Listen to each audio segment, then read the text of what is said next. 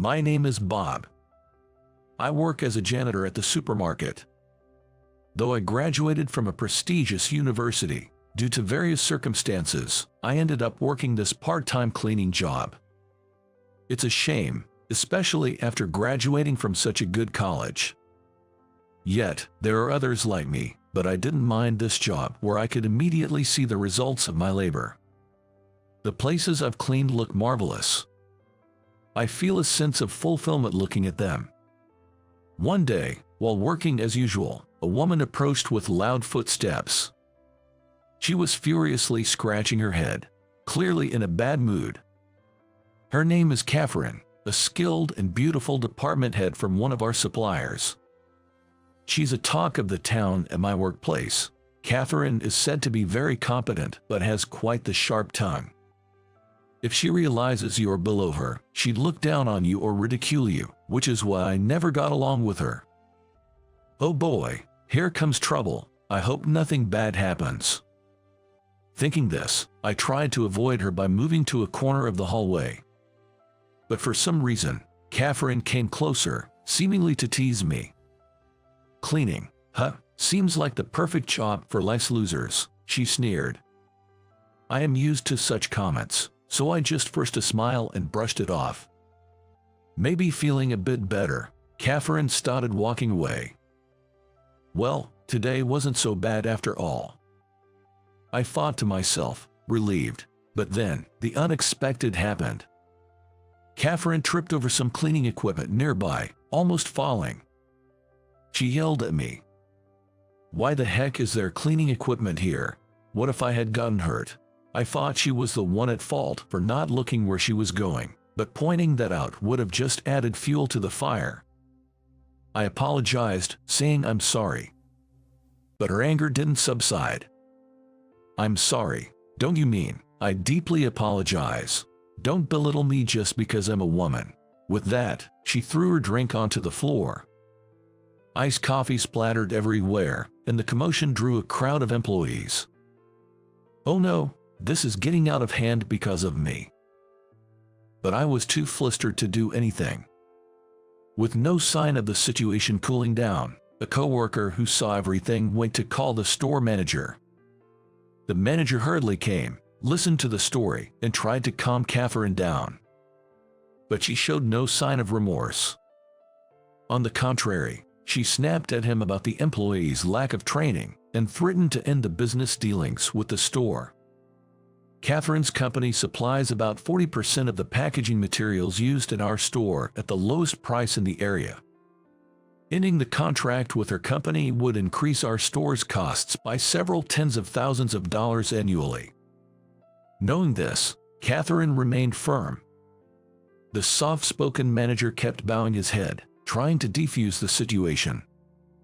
I didn't agree with it either, but I apologized to her with the manager, and she left for the day. One holiday, I visited my grandma's house. Given the continuous hot days, I brought her cold treats and fruits. With a smile, she said thank you and accepted them graciously.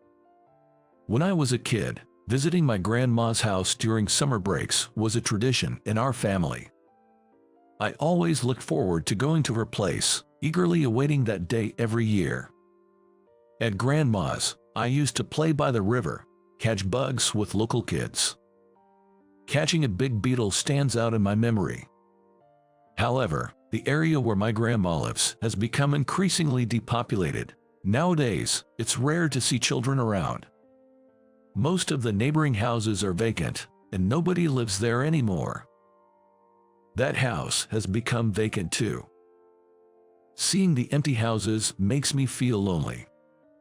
But the sunset I saw when leaving was as beautiful as it always was. This comforted me, and I headed home. On another day, while working my part-time job at the supermarket, Catherine approached. I had a feeling trouble was brewing. I hoped it wouldn't be like the last time. With that thought, I quickly moved the cleaning supplies to a corner. I wouldn't repeat my previous mistake. However, when she got closer, Catherine stared at me and began berating. There's something filthy about janitors. Aren't you embarrassed to do this kind of work? despite being a man. I was so taken aback by her rudeness that I was rendered speechless. Just then, some top executives who were there for a store inspection overheard our conversation. "Don't know who you are, but that's quite a way to talk to our employees, aren't you?" Being a woman, also working in sales, unaware that one of them was the CEO, Catherine snapped back. "What's wrong about being a woman? Working in sales has nothing to do with being either a man or a woman, you know. Don't act like you know everything." I was shocked at her words. She had just said, "despite being a man" to me. The store manager rushed over, looking flustered. "Mr. Smith, thank you for your visit on this hot day. Oh, Catherine, you're here too." The manager introduced Catherine and CEO. It seemed Catherine didn't realize he was the CEO, and she looked taken aback. While Catherine was at a loss for words in shock, the CEO gently admonished her. "You shouldn't say things to others that you wouldn't want said to you. It's not right to judge people based on their occupation. Besides, Bob here, while working his janitorial job, is also making social contributions. We fully support his initiatives, and we collaborate with the local government in backing his efforts. You see, while working my janitorial job, I had started an NPO to address community issues. The NPO that I started provides shopping assistance in depopulating areas. My grandma was the one who inspired me to do this. I graduated from a prestigious university and landed a job at a major trading company, which was my first choice. Traveling the world and making a difference was my dream. But the demanding nature of the job overwhelmed me, and I quit after just 6 months. This wasn't how it was supposed to end up. Having never faced any significant setbacks before, this was my first real failure. Feeling utterly defeated, I secluded myself in my room. My mom, worried about my reclusive behavior, told me to at least deliver some groceries to Grandma's. Her house, located in the mountains, was quite far from the town. Shopping there was a hassle, so my mom would buy supplies in bulk and deliver them once a week. With nothing else going on in my life, I figured I should at least help out with that. Feeling somewhat better after a while, I took on the task.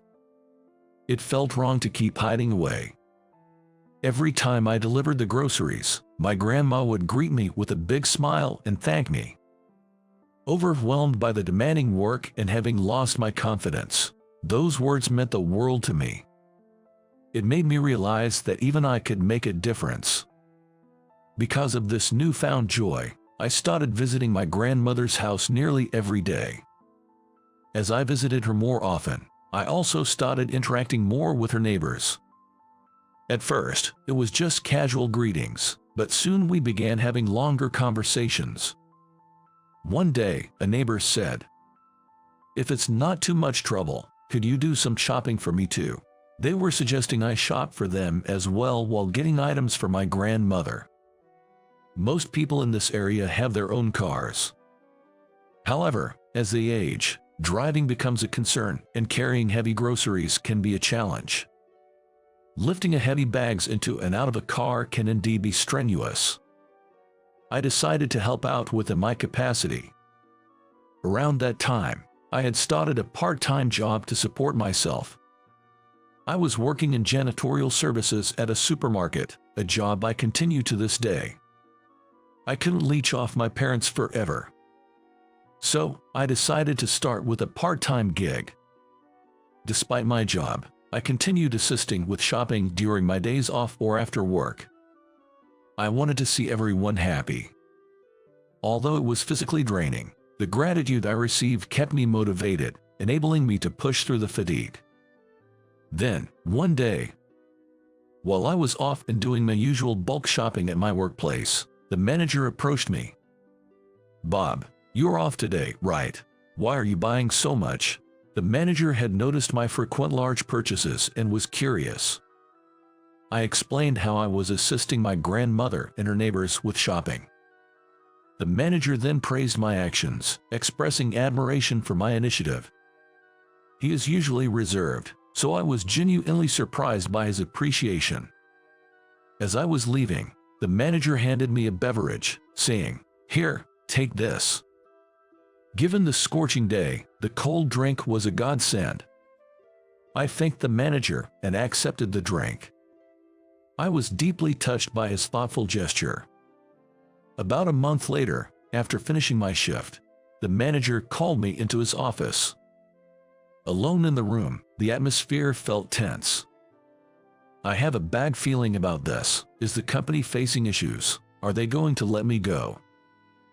My anxiety was palpable. As I braced myself for his words, the manager made an unexpected proposition.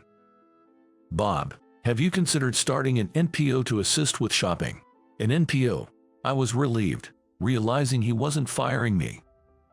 However, the idea of launching an NPO was far from my expectations. I never expected to hear such words from the manager. The manager had mentioned my shopping assistance to the CEO during a casual chat. The CEO was impressed and said, "Why not turn it into a business? I'll provide support." The CEO's own mother lived alone in a remote area and faced similar challenges with shopping. She wishes there was a store closer to home. It seems the CEO felt the same frustration hearing similar concerns from his mother. So, when he heard my story, he suggested starting an NPO. Indeed, having the company's support is a blessing. But can someone like me really do it? I left the company I joined right after college in just 6 months. I've never really worked a proper job, and now I'm supposed to start a business. I confided my feelings to the manager. Then the manager told me, "Everyone has doubts in the beginning. It might be tough, but I'll help as much as I can. Let's give it our best shot." Encouraged by the manager's words, I still had concerns, but thinking of my grandmother and the folks in the neighborhood, I felt determined to at least try. One of the requirements for establishing an NPO is comprised of at least 10 members. So, the first step was gathering people. With help from various individuals, I managed to recruit volunteers. There were many other things needed for the establishment.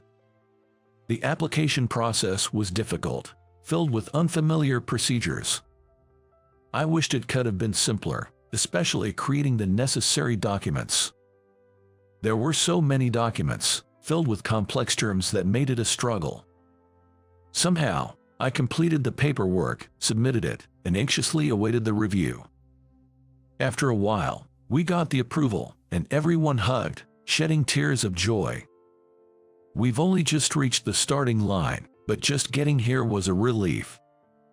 Once we started our shopping assistant service, its popularity spread through word of mouth. People were grateful to have their heavy groceries delivered home. Many appreciated not having to spend hours shopping. With the growing positive feedback, the number of people using the service increased, leading to an expanded delivery area. Business was picking up, but I still wasn't earning enough to cover my own salary. I was barely making ends meet. I'm still not drawing a salary, so I'm working part-time here, I said with a wry smile, explaining why I continued my side job. Catherine probably never thought someone like me would be contributing to society. She blushed and looked down. Still, with her high pride, Catherine seemed unable to sincerely apologize. Reluctantly, she muttered an apology and left. As she left, Catherine muttered loud enough only for me to hear, "I bet it won't work out anyway." Why do I have to hear that? I felt anger boiling inside me because of Catherine's words. Without seeing everything, she was quick to judge. I couldn't forgive her. But with the CEO present, I couldn't show my anger. I managed to hold back my anger and express my gratitude to the CEO for mediating. He encouraged me to keep pushing forward with the business. The CEO's warm words soothed my heart. Still, my resentment towards Catherine continued to boil up. Being looked down upon just because I was a janitor and being verbally abused was unacceptable. I'll show her that even a janitor can make a difference. I was determined to do so. Since then, I worked even harder on the NPO. While doing deliveries myself, I distributed flyers to attract new members and did postal mailings. I had other office tasks and part-time jobs, and I was swamped. Man, this is never ending. While I was drowning in the paperwork I had piled up, a kind-hearted team member stepped in to help. What's more, he even helped me with bookkeeping, which I'm terrible at. Come on, Bob, don't try to do everything by yourself, you're too distant. A warm remark from the team member nearly brought tears to my eyes. I had been working tirelessly to prove myself to Catherine, but at that moment, I strongly felt that I wanted to build a great organization with these members more than anything. 6 months later, I expanded our delivery areas and no longer needed to work as a janitor at the supermarket. Our team has grown, and even though we're small, we're pretty busy. Initially, everyone volunteered, but now, even if it's not much, we can pay them a part-time wage. With wages, the staff seems more responsible, and I believe our services have improved. I had to step back from tasks like procurement to focus on running the business. So, I hadn't visited the supermarket for a while, but that day I was there to strengthen our partnership. As I was about to leave after my discussion with the manager, I unexpectedly bumped into Catherine. Memories of our previous conflict flashed through my mind, darkening my mood. Still, I managed to keep my composure and exchanged greetings. As I tried to leave quickly, Catherine stopped me. I'm sorry for the harsh words I said before. I was just so overwhelmed with frustration back then. What? I was shocked. I never thought someone as prideful as her would apologize. Catherine confessed and apologized for judging me based on my profession and looking down on janitors. She saw the hard work I was putting in and felt ashamed of her past behavior. Turns out, Catherine was going through a tough time back then. She had been harassed by people who didn't like the fact that she got promoted to department head. Especially at the company where she worked, the older ladies in the cleaning crew made some nasty comments towards her. They would say hurtful things like, "Who does she think she is?" or "A woman as a manager." This, combined with a deal that went south, led her to lash out at me. It is true that I've been receiving harsh words, but I also had preconceived notions about janitorial work being worthless. I'm truly sorry, considering it's essential for everyone's comfort. So, she had her struggles too. I was upset by Catherine's words back then, but understanding her situation now, I can't help but sympathize. It sounds like you've been through a lot. Please don't worry about it. As long as you understand, that's all that matters. I accepted her apology, and we reconciled. Keep up the hard work with your business. I'll be cheering you on. Thank you, Catherine. Keep proving that women can excel in managerial roles. She seemed surprised by my words, probably not expecting them. She probably didn't see that coming. Seeing her surprised expression made me burst into laughter. It's rare to see her not being serious. Seeing me laugh, Catherine also started laughing, and we shared a good laugh. I'm planning to provide services not only to the elderly but also to those living alone and receiving home care. If they have family who can visit them regularly, it's not a concern, but for those who can't because of certain circumstances or live far away, I think they'd benefit from some assistance. I aim to eliminate anyone's struggles with shopping. Every day, I keep striving towards that dream. Stop, let go. A voice, almost a scream, followed. Rushing towards the voice, I saw a woman, no, a girl, being held by her arm by someone in a black tracksuit. On closer inspection, she's wearing a school uniform. Hey, knock it off. I ran towards the two, forcefully making him let go of the high school girl. He clicked his tongue and ran away. Though the girl was saved, I ended up being really late for an important meeting. A few days later, when I went to the office, I was summoned to the CEO's office. "Bob, I'm thinking of sending you to one of our regional offices starting tomorrow." Even though I was late because I helped someone, the company was going to penalize me. Is this a demotion? Well, you can take it that way if you want. We can't have problematic employees here at the headquarters. You understand, right? With that said, I gave my brightest smile. "It's perfect, thank you. You can fire me instead of demoting me." "What?" My words left the CEO in utter shock.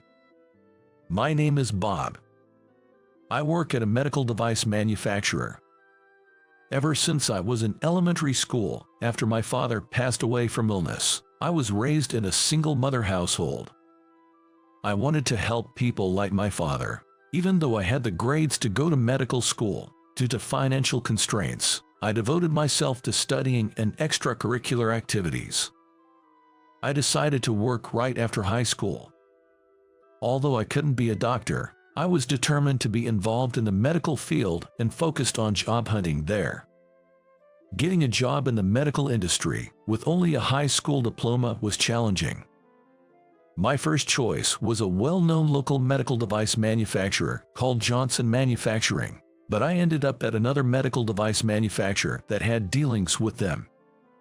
It wasn't Johnson Manufacturing, but it was a reasonably sized company, and I was honestly thrilled to have landed a job in the medical industry, which was my dream. "Bob, I got an offer from Johnson Manufacturing." I'll never forget the look on Mike's face as he ran up to tell me that. I had a classmate named Mike. Like me, he grew up in a single-mother household and, after high school, aimed to work in the medical field, so we job hunted together. At that time, Mike got a job at Johnson Manufacturing, which I had always admired. "Really, good for you." I said that to Mike, but deep down, I felt a pang of jealousy. When I was getting rejection notices, Mike was getting job offers. I felt like I couldn't compete with him, but deep inside, I wanted to surpass him someday. 3 years flew by since I joined the company straight out of high school. I got the hang of my job around this time, and a guy named Jake became the manager of my department. Manager Jake, who joined right after college, was decent at his job, and people, both in and outside the company, spoke highly of him, but behind the scenes, he looked down on me for coming from a single-parent household and not having a college degree. "Hey, do you really think Bob, a high school grad from a single mom's home, can handle such an important task?" Jake would say this so often, and he'd whisper so only I could hear. It was very annoying. Although it's true that I came from such a background and didn't go to college, I never retorted. But Jake seemed to take my silence as consent, belittling me daily. I tried not to let it bother me, but enduring it day after day was stressful. One evening, I decided to invite Mike out for drinks. At our usual bar, while I was venting about Jake and our company, Mike just quietly sipped his drink. Despite being with the company for the same amount of time as me, Mike had already become the youngest department head in Johnson Manufacturing's history. The company had a strong focus on nurturing young talents. I envied him, seeing how we both had similar backgrounds, but he had climbed the corporate ladder so much faster just because he joined a different company. "Man, you are so lucky, becoming a department head," I said, a bit drunk. Mike replied, "Bob, do you realize how much time you waste by just talking and complaining? What? Instead of doing this, you should focus on your work and act." That's how I got where I am. I plan on climbing even higher. With that, Mike grabbed the bill and left the bar. I muttered, "What's with him?" However, I knew what Mike said was true. Even as I complain like this, time continues to march on. He probably spent these kinds of moments thinking about work. This made me think, I need to step up my game if I want to move up too. But I felt something was off about Mike's demeanor. Back in high school, when we were job hunting, he had this genuine spark in his eyes. We used to motivate each other by saying, "Let's give it our all, no matter what happens." Now, there was a slightly intimidating aura about him. One day, I was heading to the office.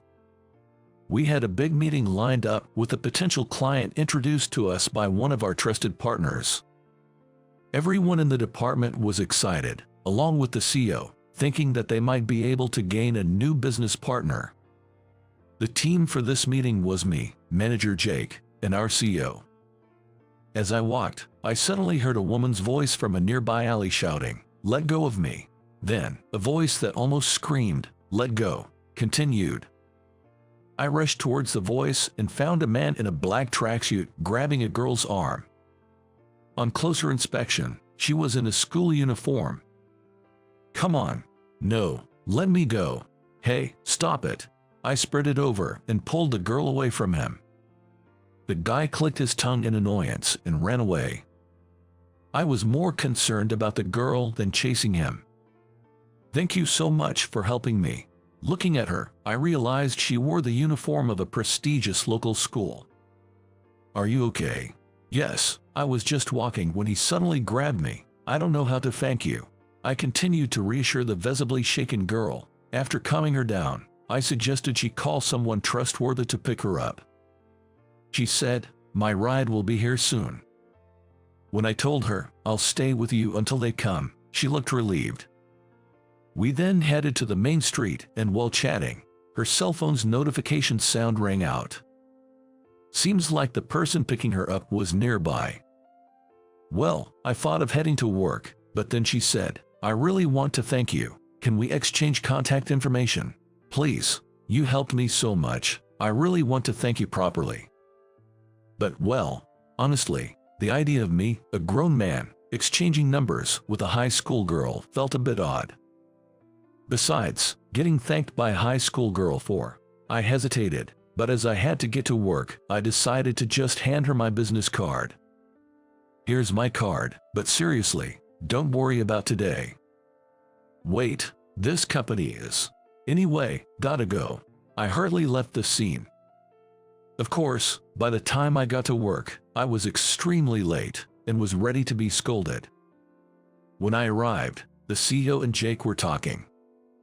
The moment they saw me, "Bob, why are you late on such an important day?" Jake yelled. "I had some circumstances. I'm truly sorry." I bowed, but the CEO looked troubled. "Bob, since Jake and I will handle things today, you should head home." "But why? Do you really expect us to trust someone who's late on such an important day? Just go home. Be ready to lose your job." I mean, yes, I was late, but, Bob, please think about your actions for a bit. Getting yelled at by a red-faced Jake, I handed over the business documents I'd prepared to them and just left the company. I might be fired at this rate. From my point of view, I'd simply done what any decent person would. However, to the CEO and Jake, who didn't know the circumstances, I was just some guy who came in late. Even if I explained in detail, I wasn't sure they'd believe me. The fact that I'd been punctual without any absences up until now might have made this tardiness especially significant in the CEO's eyes. Lost in my thoughts at home, my work phone rang. The incoming number wasn't registered, but thinking it might be work-related, I answered. "Hello, Bob speaking." "Is this Bob? I'm the girl you helped earlier." I recognized the sweet voice and immediately thought of the high school girl. "Oh, from earlier. Thank you so much for helping me earlier." "No worries. Did you get home safely?" "Yes, I met up with the person picking me up soon after and got home safely." "That's good. Just be careful, okay?" As I was about to end the call. "Wait, are you at your office right now?" "No, I'm at home." "Then, I'd really like to come over to thank you." She sounded enthusiastic. "Really, it's okay. I just did what anyone would have." But then she said, "My dad really wants to thank you in person." "Your dad? If it's all right, may we come to your place right now?" Although I hesitated, it seemed like if her dad was insisting, refusing further might just be a never-ending cycle, so I agreed. After sharing my address and ending the call, about an hour later, my doorbell rang. Opening the door, I found a middle-aged man in a black suit. I thought for sure that the high school girl was there, so I said in a stupid voice, "Huh? Are you Bob?" "Yes, that's me." "Please wait while I call for her and the CEO," he said as he opened the door to the back seat of a high-class black car that you would never see in a residential area around here. The high school girl and a dignified-looking man in a suit stepped out. Just the man's presence changed the atmosphere, making me instinctively straighten up. Where have I seen this man before? I invited them in, saying, "Please come in." Feeling glad I'd spent an hour cleaning, I served them some coffee. "Bob, I'm sorry for the sudden visit." "It's fine. I just didn't expect you'd come all the way here. My dad really wanted to thank you." She looked at the man beside her. "I knew it, he's her father." "Thank you for helping my daughter. I'm truly grateful," the man bowed. "No, I'm glad that your daughter is safe. I never imagined my daughter would be targeted. I'm sorry for the trouble." A man suddenly handed me his business card. When I took it and looked, my eyes widened and I let out a surprised, "Huh?" On it was a name I hadn't expected at all. The next day, as soon as I got to work, I was called into the CEO's office. As I approached, to my surprise, Jake was with the CEO. Then, the CEO told me I was being transferred to a regional sales branch. "Bob, starting tomorrow, I'm thinking of having you go to the regional branch." "CEO, is this a demotion?" "Well, you can take it that way if you want. We can't keep problematic employees at the headquarters, please understand." Hearing those words, I flashed my brightest smile. "That's perfect, thank you. Instead of a demotion, you can just fire me." "What?" The CEO's eyes went wide at my words. Smiling, I took an envelope out of my bag. "Actually, I've been thinking of resigning. Here's my resignation letter." "Resigning?" "Yes, I've already secured my next job." "Where are you?" Before he could finish, I interrupted. "There's someone here who'd like to meet the CEO." I then opened the door and let the person in. CEO and Jake were once again in shock. "Mr. Johnson." Yes, this man was the CEO of Johnson Manufacturing. The high school girl I helped yesterday turned out to be Lisa, the only daughter of the CEO of Johnson Manufacturing, whom I had always admired. He came to express his gratitude directly. Even though Lisa is still in high school, she's in line to be the next CEO of Johnson Manufacturing. So he was truly grateful that I helped his only daughter and future CEO, Lisa. He thanked me several times. "My daughter showed me your business card, and when I saw the company name, it seemed familiar. I'd like to expand our business with the company you're working for. Of course, I'd specifically like you to be in charge."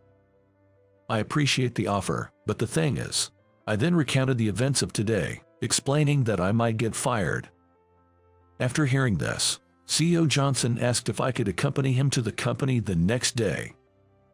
"I heard you're thinking of letting such a great employee go. What on earth are you thinking?" That's why I brought him with me today. Neither the CEO nor Jake could keep their mouths shut at the appearance of CEO Johnson, whom they had not expected.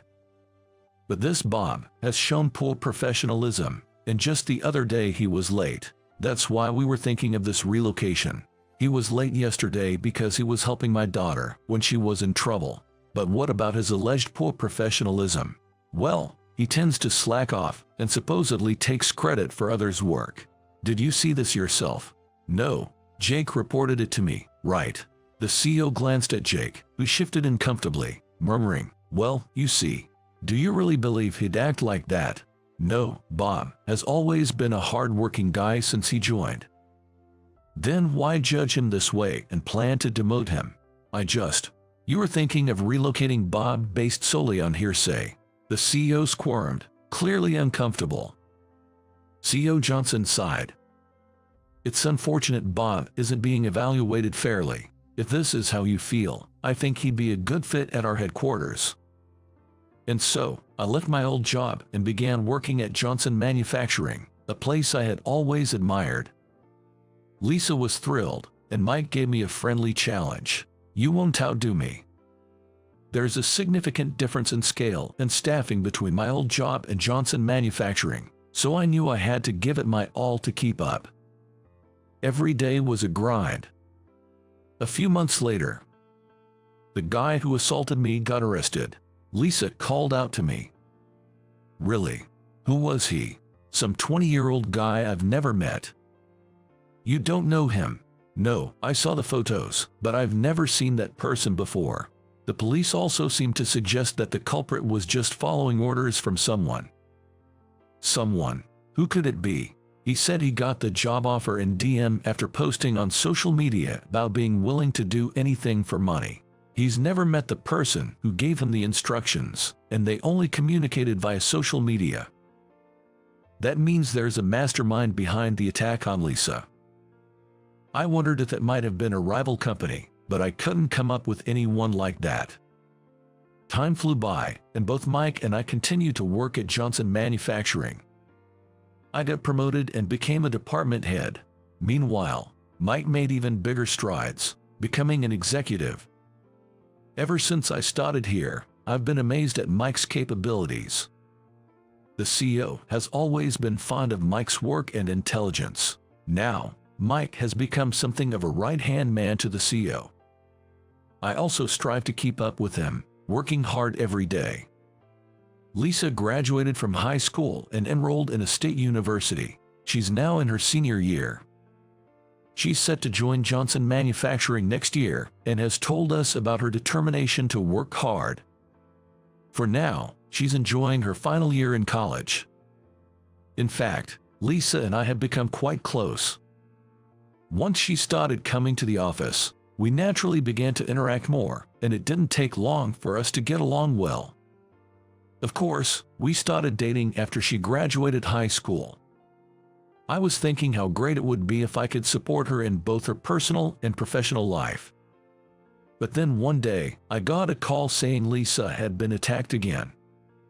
During the attack, Lisa fought back fiercely. In the process, she was pushed by the assailant, fell, and broke her arm. But the noise drew attention, and the attacker was arrested on the spot. To my shock, the perpetrator turned out to be Jake. My previous company, which I had left, had gained a bad reputation for the CEO's misjudgments and had lost many of its clients. Though not bankrupt, the company had significantly downsized. Jake was laid off, blamed for the company's declining reputation. He was struggling to make ends meet with odd jobs. Then, someone handed him a bundle of cash and asked him to attack someone. He was told that if he succeeded, he might even get a job at Johnson Manufacturing. So, he attacked Lisa. Soon after this revelation, a cop appeared in front of Mike and me. "Mike, we'd like you to come to the station with us." Mike went with the police and didn't come back. That day, Mike was arrested.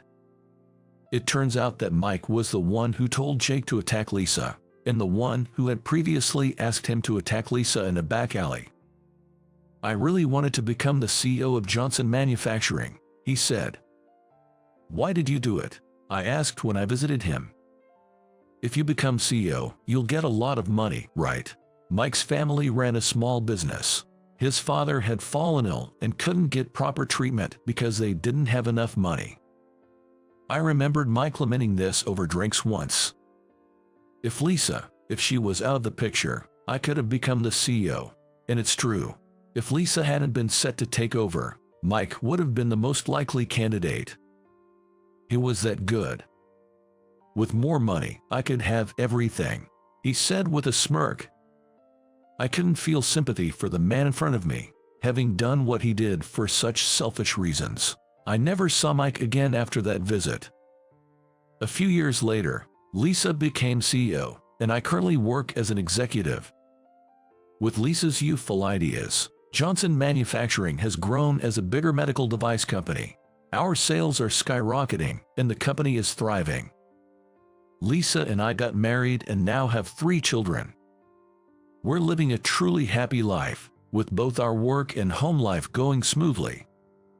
Even now, I always think about how things could have been different if Mike hadn't gone down that path. But he made his choices. He had plenty of time to rethink them. But I'll never forgive him for hurting Lisa for his own desires. Every time I see Lisa smile, I'm genuinely grateful she's safe. I feel it's my duty to mentor my subordinates and children so they never make choices like Mike did. I hope they'll grow up to help those in need.